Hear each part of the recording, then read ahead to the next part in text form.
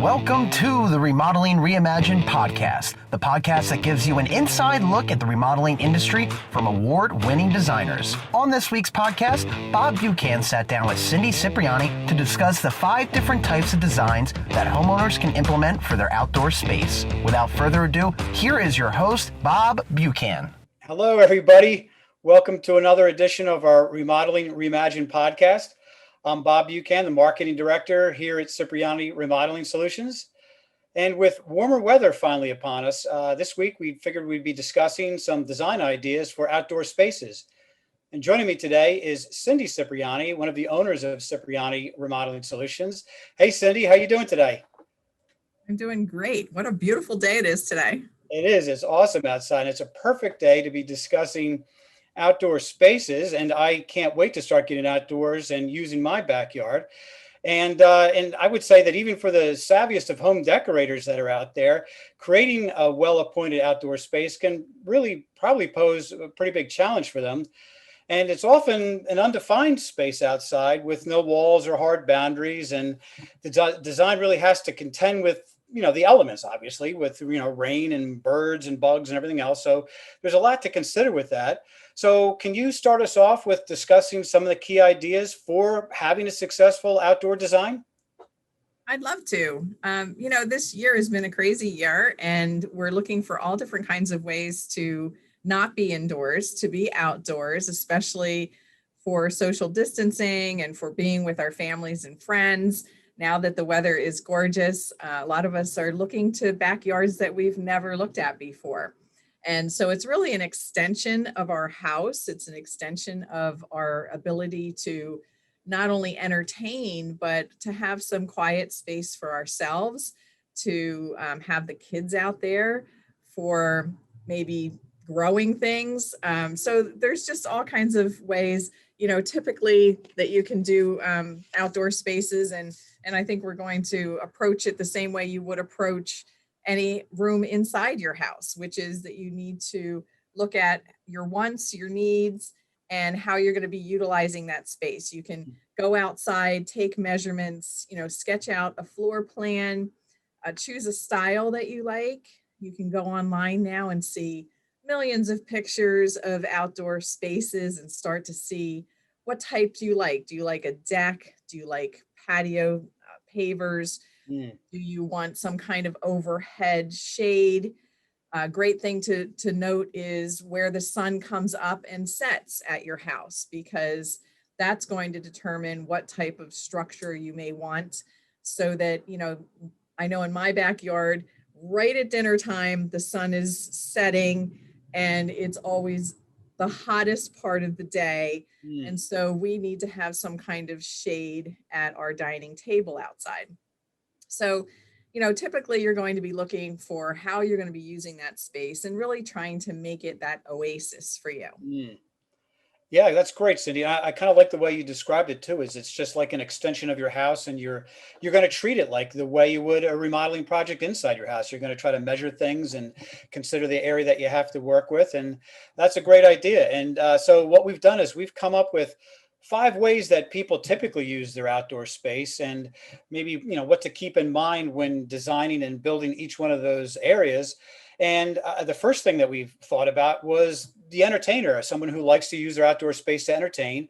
And how would you say these spaces should be laid out for that use? Well, first of all, you should think about who you're going to have in your backyard, mainly for seating. So if you have friends who are mostly couples or single people or families, the seating may be different than, those 3 considerations would be different. So behind me, we have a table and chairs that's a square, and it has 2 seats on each side.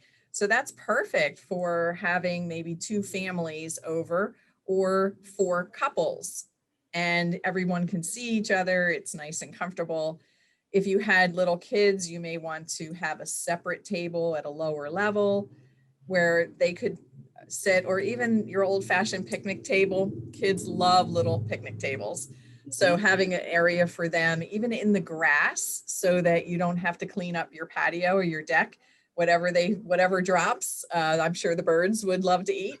So you can walk on grass. It cracks me up because we live in this society where nobody walks on their grass. It's like they fertilize it and they make it look perfect and nobody walks on it. But actually being in contact with the earth is so good for you. So having an area of grass, even where you have lounge chairs or bench seats, is really comfortable and inviting. Mm-hmm. And you can make different zones. So you could have a zone for eating, a zone for play, where you could have lawn games, and you could have a fire pit. You could have an elevated deck on one side, and then maybe something lower, like a patio that's behind me on another area. Even a bar area is great with bar stools. So again, thinking about who you're going to have in your backyard is important. If you're going to have people who maybe are older or have some kind of maneuverability issues, you may want to have ramps instead of steps. Again, bar stools may not be the best thing to have. So just thinking through, who am I going to have? What type of entertaining do I want to do? And then making it suit that. Yeah, I like that idea of having different zones too, because it's like you're creating little vignettes in your backyard with areas that people can congregate in.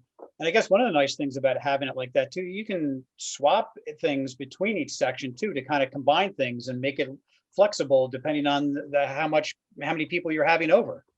Yes, I know in our backyard we have several different tables. So we have a bar height table with just 2 chairs. So when my husband and I sit outside by ourselves, we normally sit there.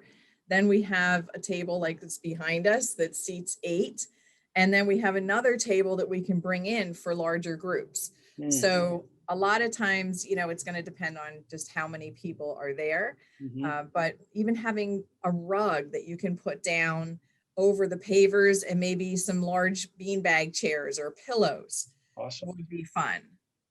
Yeah, those are awesome ideas. And another cool thing that you mentioned too is sort of having a grill on an elevated deck. And I know inside the kitchen, a lot of people like to use an island as a way to buffer their cooking area from the rest of the people, so they can still have room to do their cooking in, but yet still interface with everybody else that's in their kitchen. And it sounds like that could be viewed the same way, right? You want to be able to interact with your audience, but still keep a safe distance so that kids or whatever don't get too close to a grill and get in the way or harm themselves. Yes. There's all different kinds of considerations to take. But when you start sketching it out, then you can start maybe walking your way through it.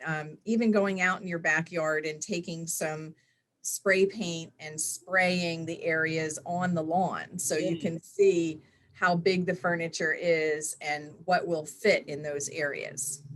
Awesome. Great idea. Well, it's been a while since I've had my 5 kids at my home, but I've always loved having a fun play area for them.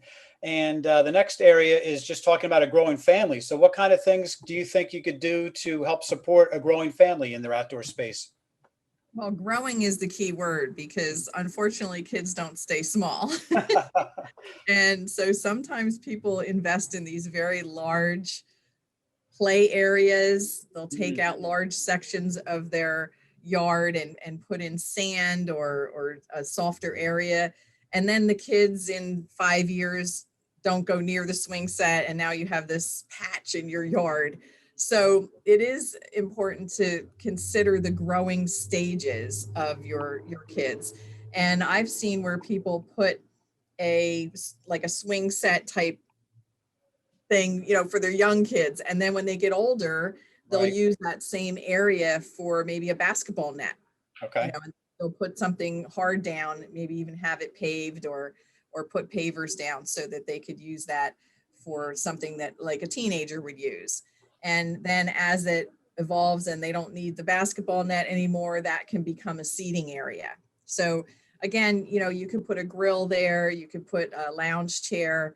I'm a huge fan of swings. I just think sitting in a swing in a backyard is so relaxing. So if you have any large trees where you could put a tire swing or, a bench seat swing, they're really good for kids, but they're also great for adults to be able to enjoy when the kids aren't there.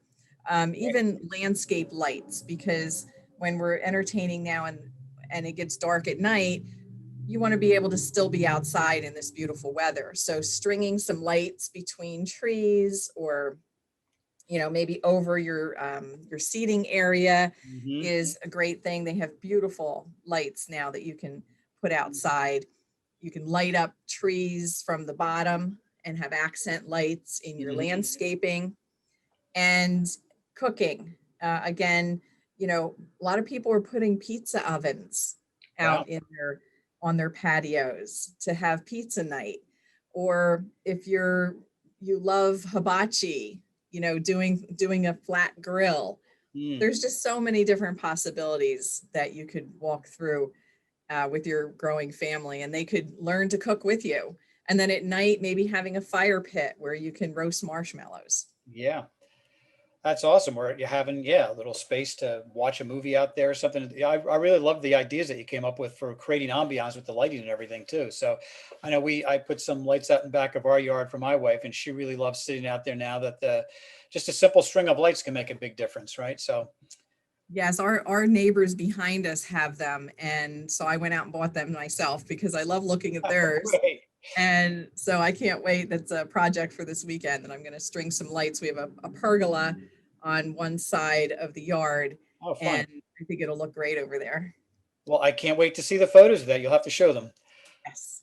So people have always loved gardening too, and it's always nice to have at least a small section of your yard devoted to growing plants. And so, what do people need to know about incorporating a garden into the yard? One of the benefits that came out of COVID and everyone staying home was that they are really getting interested in landscaping and gardening and growing their own food. And I used to do a thing called square foot gardening when my kids were little. Okay. This is a long time ago. Um, and I had a huge yard back then. I had a yard that was almost an acre. Wow. And instead of having a huge garden like my parents did when I was young, I read this book about square foot gardening, was that in every square foot of land, you could put a different type of vegetable. So I had two little squares in this huge lawn, and it produced so much food. I couldn't believe it. And I didn't have to weed it because everything was kind of planted very close to each other. Right. It was really neat. When we went to sell the house, people asked what those two weird patches in the middle of my lawn were. They're And my life. they were like, "Is there some kind of problem?" And I was like, "No, it's my square foot garden." And Yeah. that's all come back now. And so a lot of people are doing that. I know in my yard, I put a little raised section, and it's just two 3x3 squares. And I'm able to put um, some peas, some tomatoes, a raspberry bush. I have a bunch of things in there. And then a little side one for herbs. So some parsley and um, what's it called? I can't even think. Coriander? No, that's Coriander. Okay. Yep. but anyway, you can, even if you don't have a yard, you can do it on your patio. You can get nice big containers, Hmm. and you can have a container garden, is what Right. they call it. Yep. Some people I've even seen, I was just on uh, the internet the other day, and I saw where they have these containers that suction cup onto your windows for herbs. So they're Okay. not real heavy, Right. but they're outside, and you can watch them grow outside of your kitchen window. So no matter what size your outdoors is, even in the towns and cities where you don't have much, you can still garden, and you can have all sorts of furniture, and vines are great for privacy. So you could create like a little box garden and put vines in there and have them grow up a Mm. trellis, and that would maybe block the neighbors Mm. or block your dining area off from neighbors seeing you. So it's really a creative use of space to introduce not only just landscaping plants, but plants you can actually eat and utilize the fruit and vegetables that you're growing. and they're all organic. If you Mhm. go in the grocery store and you want to buy organic fruits and vegetables, you know they're more expensive, and you could do this in your own backyard. Mm. Yeah, and great point, Cindy. And like you said, in your past house, it doesn't take a whole lot of space to have a, to be able to raise something like that. A few square feet is all you need, and then you'll have something that you can have a fun hobby to do with your family and have fruits and vegetables for yourself as well. So that's awesome.